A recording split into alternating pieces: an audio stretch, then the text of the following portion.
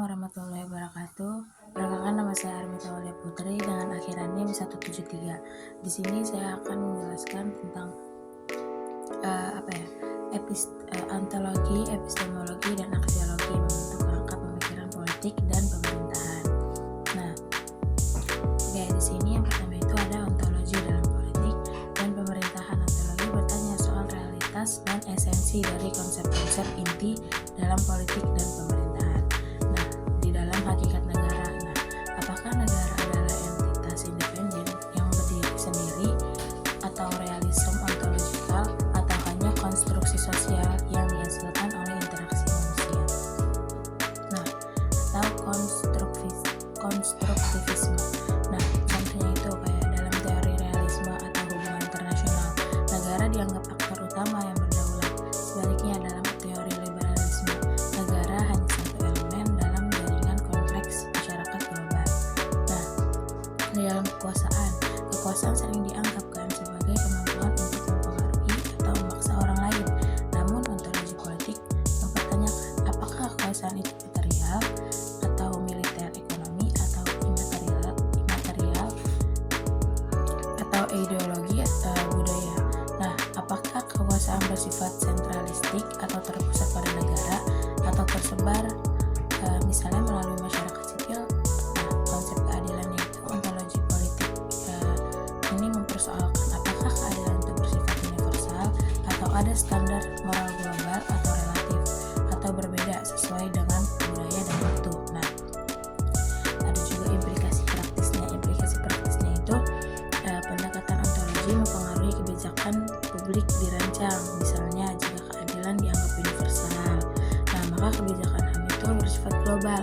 Namun jika keadilan dianggap relatif, maka tiap negara punya standar sendiri.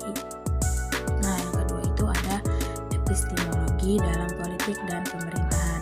Nah, epistemologi ini berfokus pada bagaimana kita tuh mengetahui sesuatu dalam politik. Nah, sumber pengetahuan, validitas, terus juga metode analisisnya.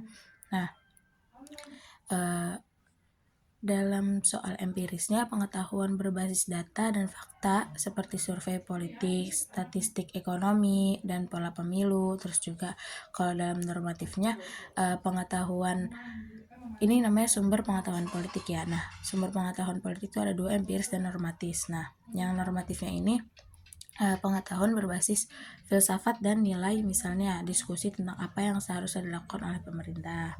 Nah, contohnya itu dalam perdebatan tentang sistem pemerintahan gitu, studi empiris mungkin menunjukkan bahwa demokrasi itu menghasilkan stabilitas ekonomi gitu kan, stabilitas ekonomi. Tetapi kajian normatif bisa mempertanyakan apakah demokrasi ini tuh selalu adil gitu. Nah, terus juga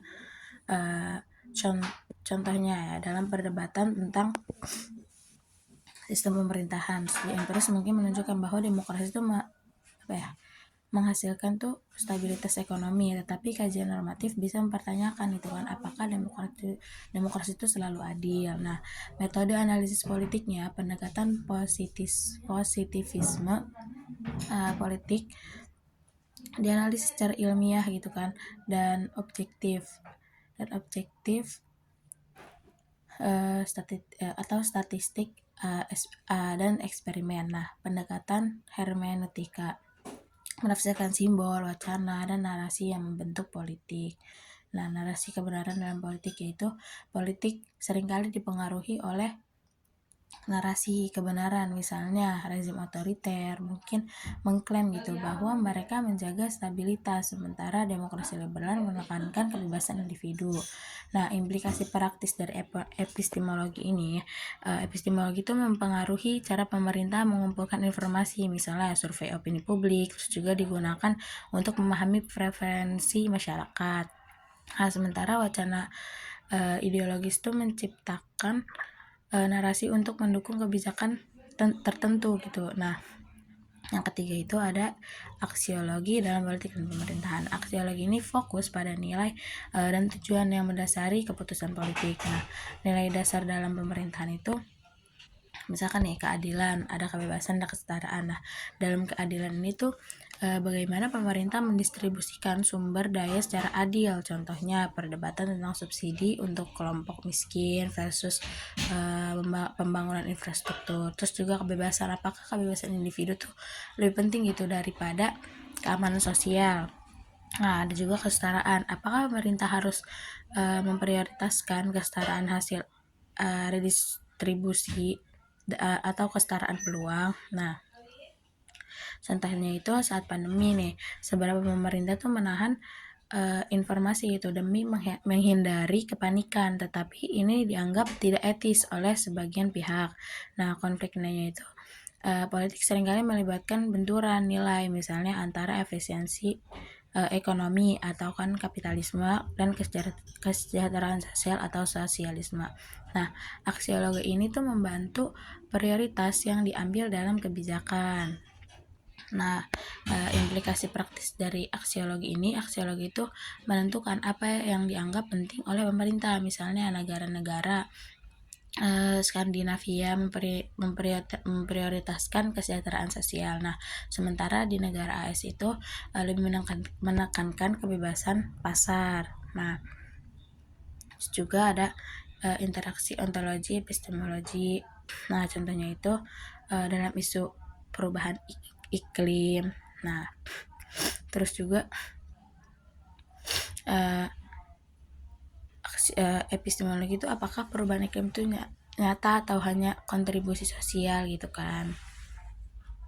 Nah, pendekatan yang mungkin saya sampaikan ini memungkinkan itu analisis politik dan pemerintahan yang saya ucapkan tadi. Nah, baik dalam teori maupun dalam praktiknya. Terima kasih. Wassalamualaikum warahmatullahi wabarakatuh.